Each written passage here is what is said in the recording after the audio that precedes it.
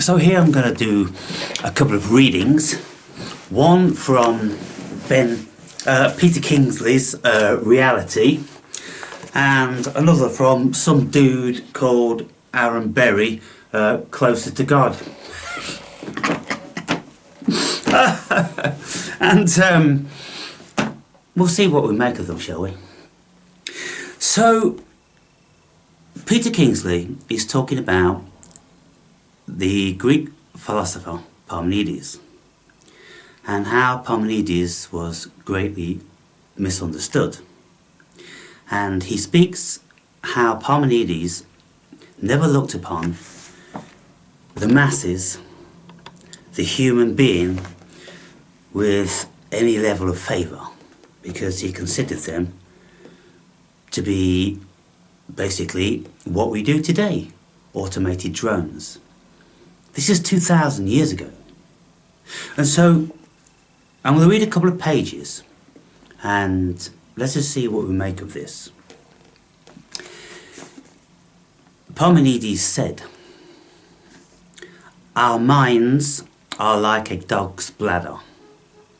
Dogs pee on things that catch their interest, so they can leave their mark on them, so they can put a claim on what they imagine is somehow theirs.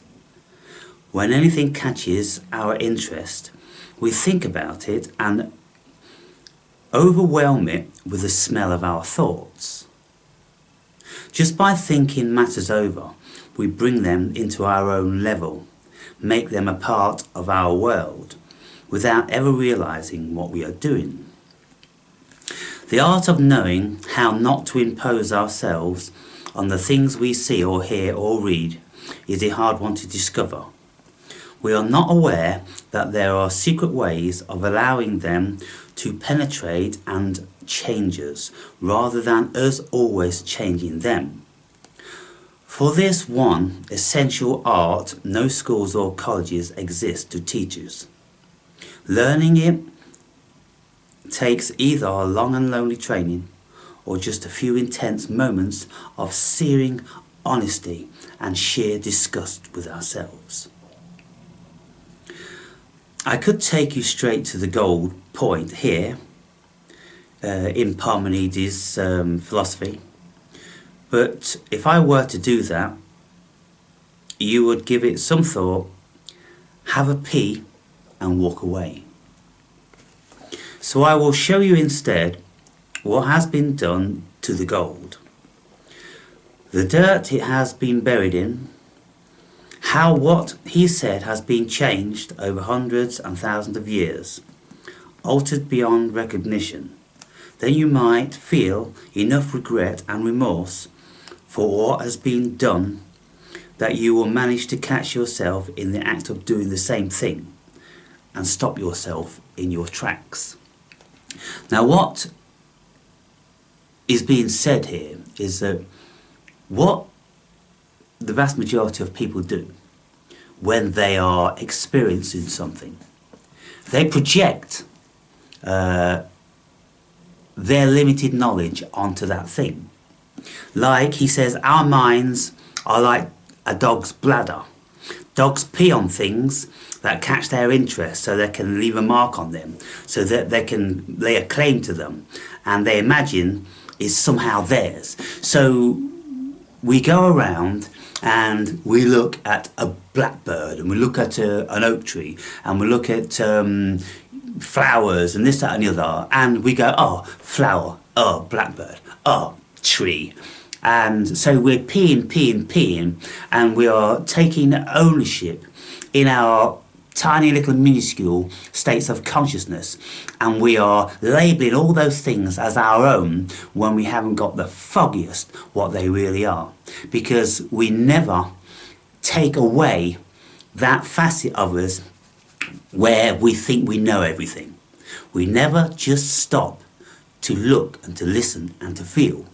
And then when we do, we realise that there's a whole lot more context to the things that are surrounding us.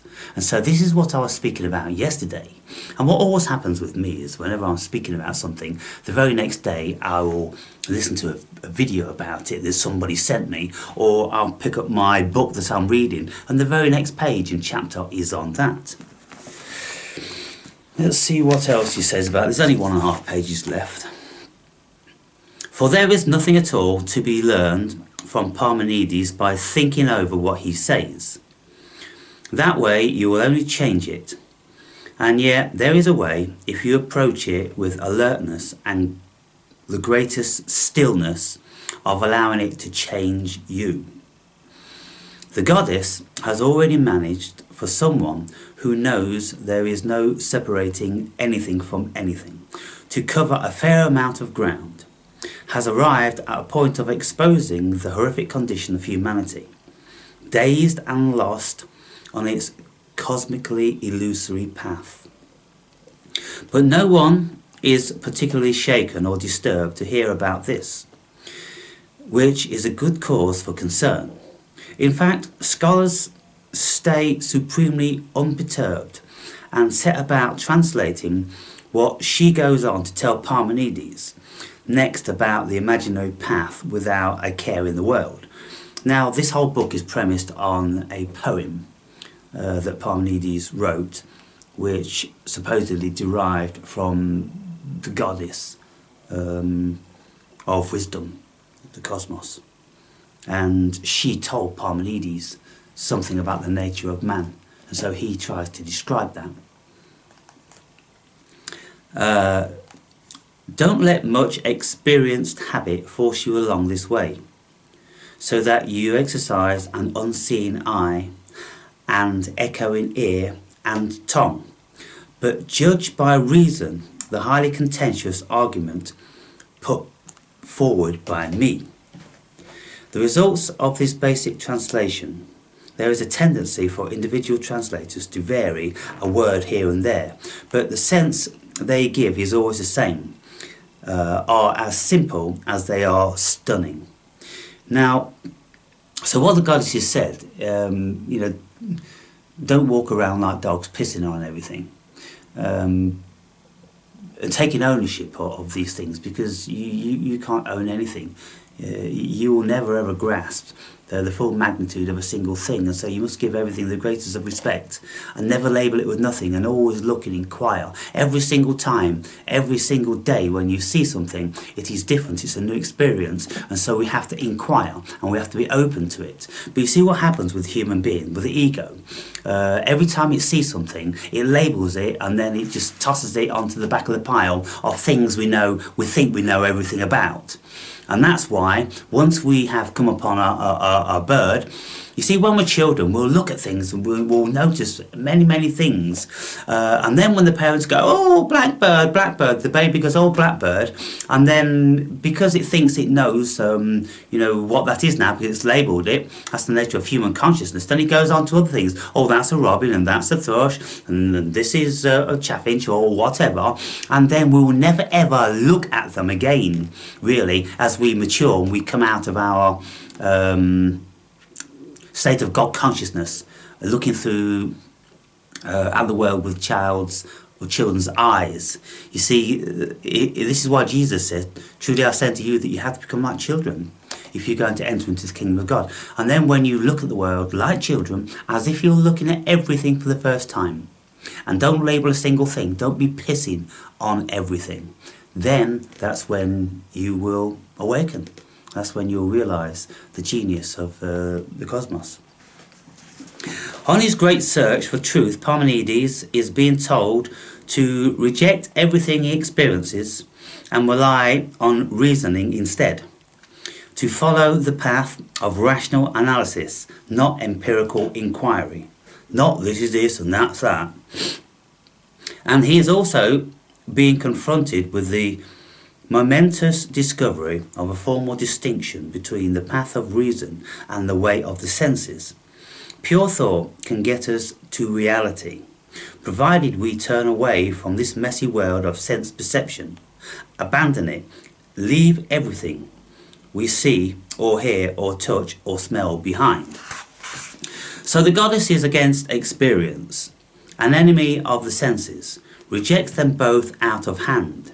As for Parmenides, he is hailed as the intellectual ascetic who stripped the world of all its colours and left nothing behind except for dry argument, the tasteless food of philosophers, the logic and hair-splitting which is taught in schools. But this has nothing to do with what he said.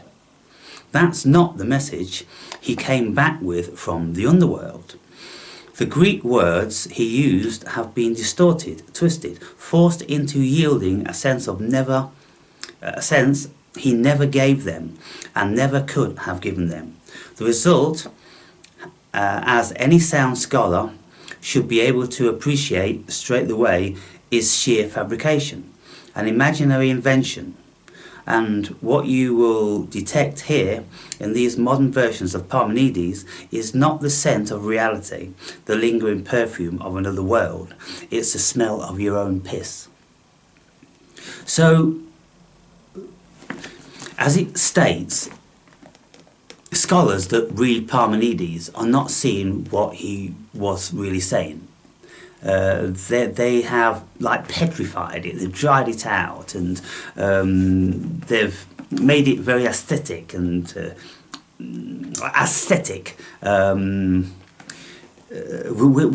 with no meaning and no beauty and no.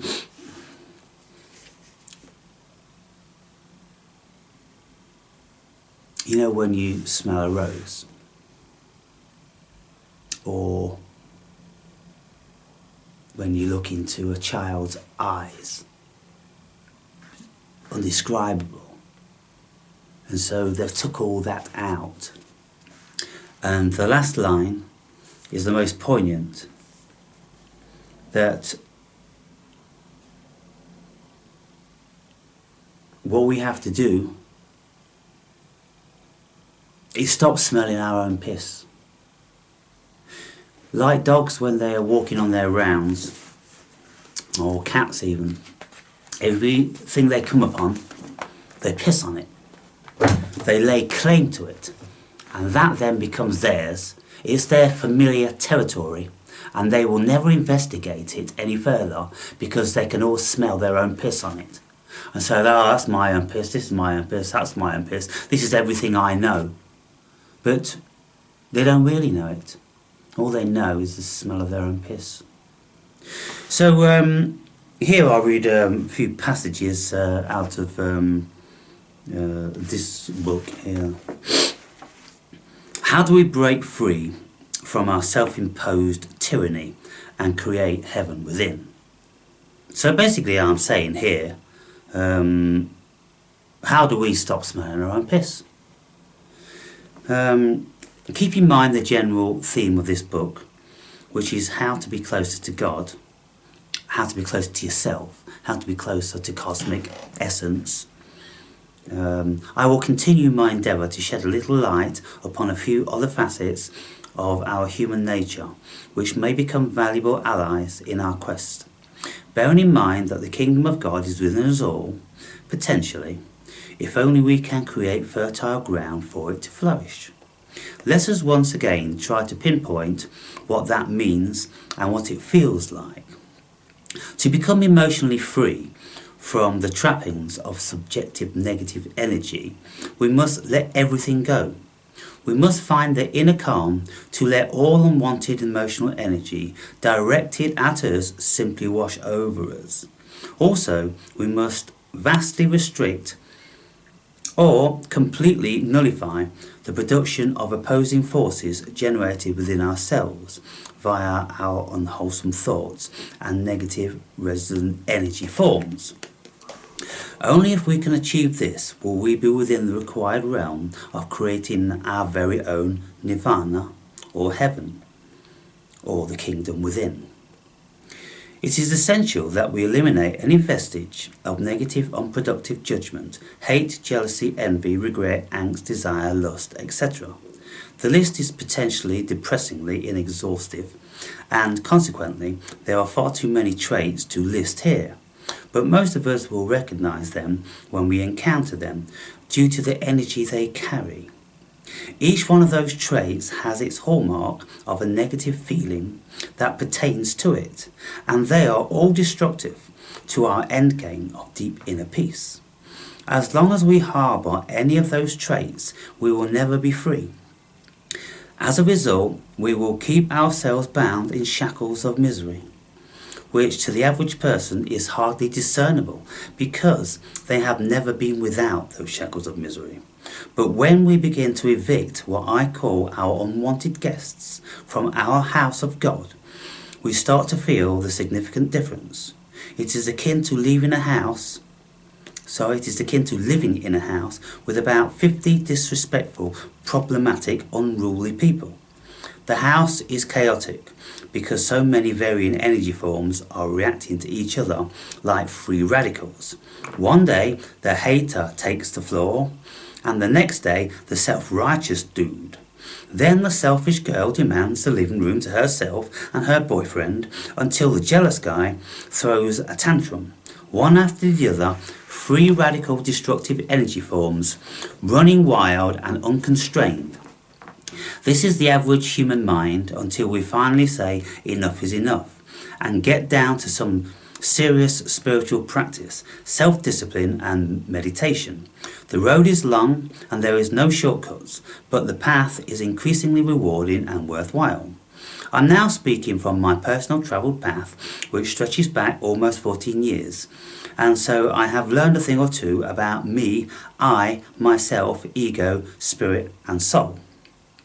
Each time we isolate and evict one of the troublesome tenants in our own mind, one of the negative thought forms, one of the parasitical lodgers, we free up a room in our house to add to our haven of tranquility. Ultimately, we want all of the rooms back from the squatters, because once we have cleaned and decorated each vacant room, we will very carefully select new tenants of vastly higher quality, i.e. we will rent one of the rooms out to peace, another we will let to purity, the next we will offer to dedication, and another to stillness, love, compassion, etc. We will continue until all of our rooms are rented to the best quality versions of ourselves, sublets. Doing this spiritual psychological work takes years, so we mustn't have any misconception about instant turnarounds. It's only been recently that my house has become what I am now finally at peace with. It was a long haul of spiritual devotion to evict all of my parasitical, disruptive, free-loading, unwanted spirits. Now, of course I'm speaking in metaphor, and throughout the book I use a lot of metaphors because they're interesting illustrations, like Jesus all spoke in metaphors. You know, to speak about my house, my mind being a house which used to be a dwelling place for unwanted guests, for parasites, for squatters, spirits that entered into my house without being necessarily invited, but due to how I was acting, it was a free-for-all. It's kind of like if a house is left abandoned and nobody kind of like looks after it, then the squatters are going to enter. And so that's what our minds are like until we take control and we decide as the owner of the property that we're going to take that house back. And you know, taking a house back from squatters isn't easy, people. You have to go through very laborious, lengthy court proceedings to evict every one of them, because squatters have rights, believe it or not. You can't just go into the house and force them out. You can't lay a finger on them, otherwise they will prosecute you for whatever you're doing. You have to go through the relevant realms of ownership via the court, and then the squatters will be presented with an eviction notice, unless they can lay claim with any documents saying they've got a rental agreement or anything like that. And then, if they still don't leave, then you apply to the court again for a warrant, and then the police will come to evict them. So it's a lengthy old process. So this is what I'm speaking about. In our minds, it's not a thing we do overnight. It's a thing we do over many, many years. When we've got negative energy forms, shadow beings within our consciousness, we have to slowly recognize them and eradicate them. Now, in this building, very recently, there has been a new old couple move in. And it turns out that the old guy is about 75, 78, I suppose, something like that. He looks really old and knackered. And he's one of these NPCs, and he is exceedingly bitter and twisted. And so I was speaking with him when he first was coming around, looking at the place. He was asking me questions, and he sounded the most stupid person you could ever meet in your whole life. But, you know, I engaged with him, and, you know, I answered the questions, whatever he was talking about. Just stupid stuff. And so, okay, it turns out that he moved in. Now, of course, I'm out every day, twice a day, and I'm encouraging the squirrels to come about and frequent this garden. It appears that he evidently has a problem with squirrels, like some people do, stupid people do. They consider squirrels to be vermin, tree rats and all this sort of thing, when in actual fact they're a beautiful, very intelligent creature. And they make better pets than cats or dogs, to be fair. And if any of you have watched the videos on them, then you can see that they're very endearing. They love affection and being tiddled and being played with. And they're very, you know, inquisitive. And if you're cooking, they want to know what's going on. All this sort of stuff. So I'm out in the garden yesterday, and I'm feeding Providence, who's sitting on the fence. And he comes out, and I said to him, I said, oh, have you seen my little friend? You know what he said? He said to me, if that fucking thing comes near my beans, I'll throw a fucking brick at it. Because his intention is to grow some runner beans in some pots. And I said, really? I said, someone may return that gesture if you have a mind like that. And he goes, whatever. And so, well, he made no attempt to have a friendly relationship with me. He'd made up my mind, he's made up his mind that I was an equal pest to the tree vermin, because I was encouraging them. And so he never entered into a dialogue with me. So what's going on here then? Well, you got a pet squirrel, or you got all these squirrels coming around because you feed them. He may then have said, well, you know they might start eating your plants or this. And I said, well, that's what squirrels do. They're a wild animal. They were here first. And I was here first. And these squirrels were here first before you. But now he's come along, and instantly he's waged a war with me. So what I'm speaking about here now, I could have an internal dialogue about, okay, what I'm going to do to him. And then I'll be thinking about that, and then, you know, I'll invite negative energies into my mind, wouldn't I? And so, of course, those things did happen. I did have these thoughts. And I said to him, I said, I think you're being a bit ambitious with those runner beans. And he said, why is that? And I said, because looking at you, I'm not confident that you will make it to the end of the year. And he went, might not. And then he just continues tying up his canes. And that's all we said. And so I then thought, well, if he ever tries to destroy what I've created in this garden, with this wildlife being friendly and comfortable around here, if he does that, then he will suffer the wrath of the cosmos. Now, I could have conjured up thoughts of what I could do personally to whatever he's labouring over. But then I thought to myself, well, no, because I don't want to create karma. I don't want to invite negative energy within my mind. And so I'm going to do it another way, which won't create negative energy. So what I'm going to do, when he's out in the garden, I'll go out in the garden and I'll take my camcorder and I'll engage him in conversation. And the camcorder will doubtlessly agitate him.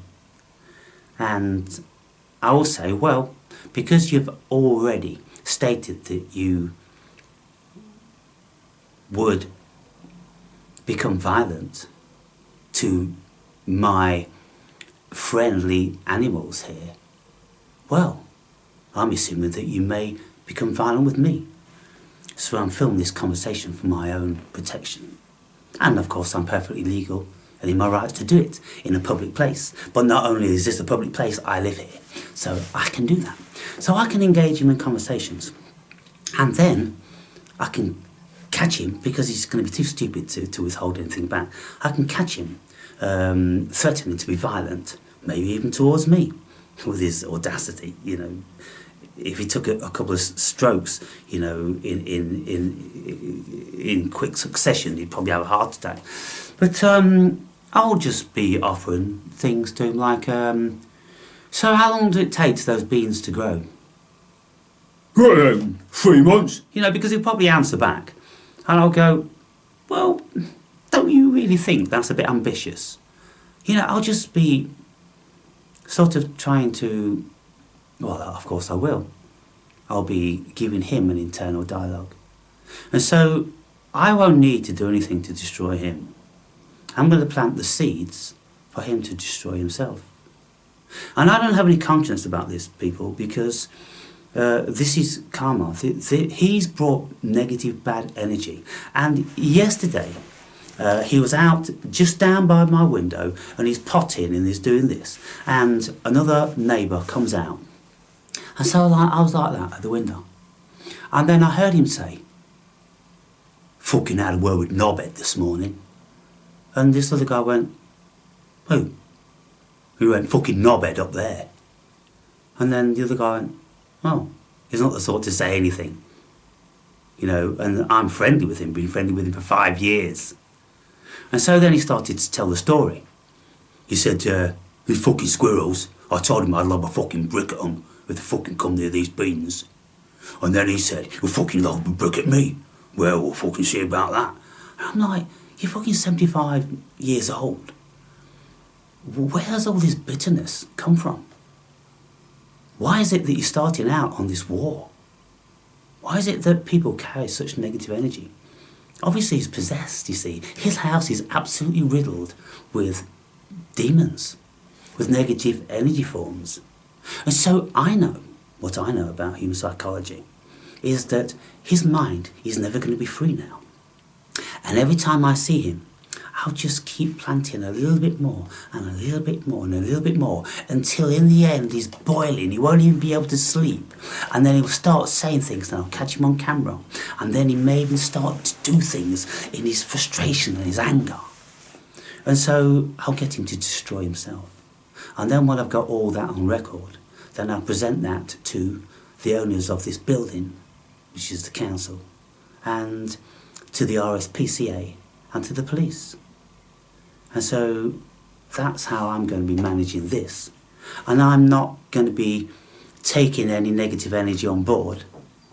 I'm just going to be saying things which don't carry any evil. I'm just going to be asking questions.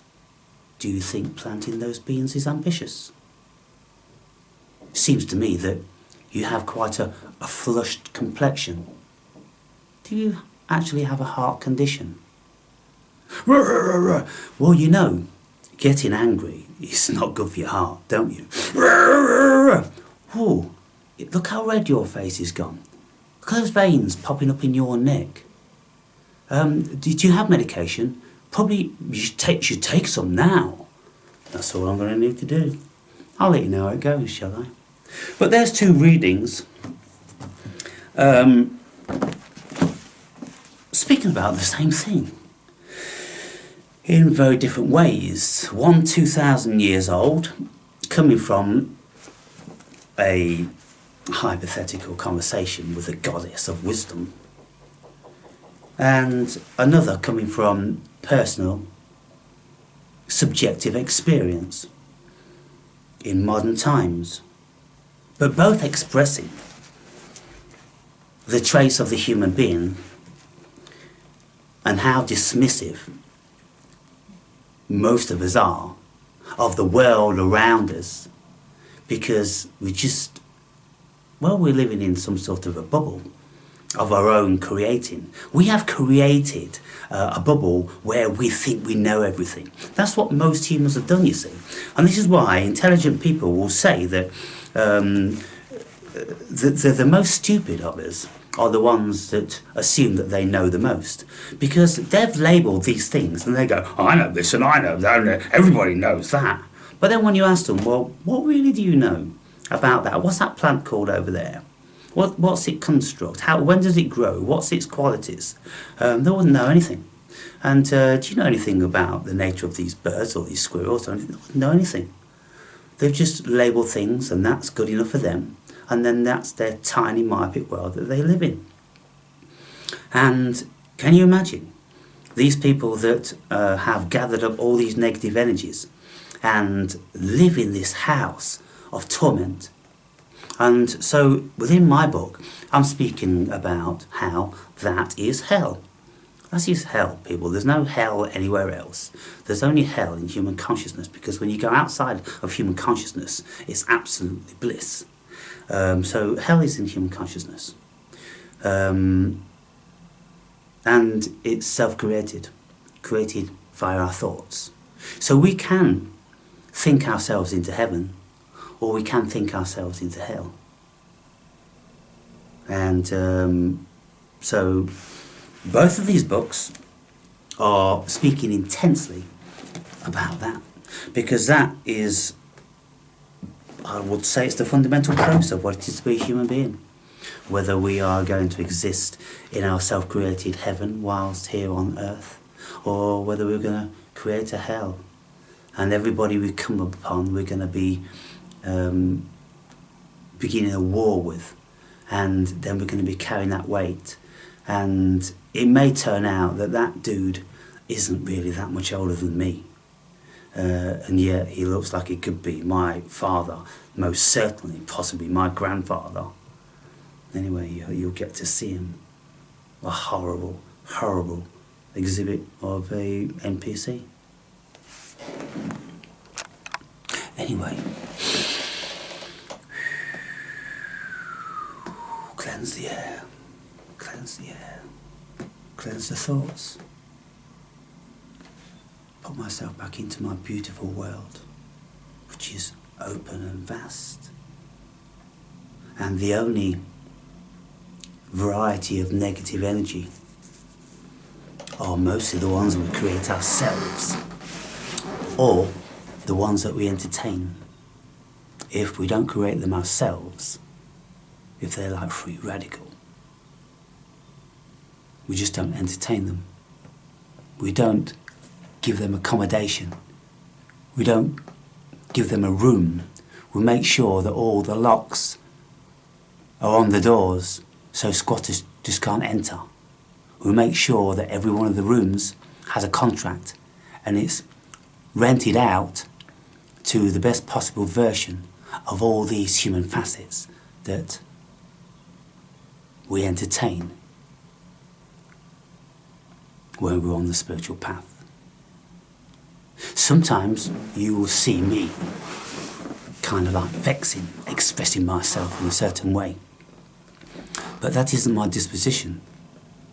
My disposition is still and pure. But I engage in the human ego, because this is what we do here. As an alternative to that, then you just sit and meditate, and you don't speak to anybody or get involved, because you consider that there's no point, and mostly you're just dealing with devils in any case. You see? But to engage with the NPCs Well, it's an unavoidable thing, isn't it? Unless you go and live in a cave. And so to speak about them, like I do, I'm speaking to you guys, who of course are dealing with them a great deal more than I am, and you're aware of the things I'm saying. But then in videos like this, I'll be pointing you in a direction whereby you don't actually have to give accommodation to them. You can serve them their eviction notice, but you can't get rid of them in an instant. Like I say, it takes time, and it took me many years before I vacated, I extricated, I evicted all of these negative energies. I then refurbished and redecorated all the rooms, fumigating them with all that negative evil energy, and then burnt incense and sage and things like that to get rid of evil spirits. And then you rent the room back out again to other varying positive facets of it is to be a human being. It's an interesting concept, isn't it? And that's my concept. That's my creation. And my book is filled with my allegories, illustrations. And for those of you that ever get around to reading it, I'm sure you'll find them very interesting.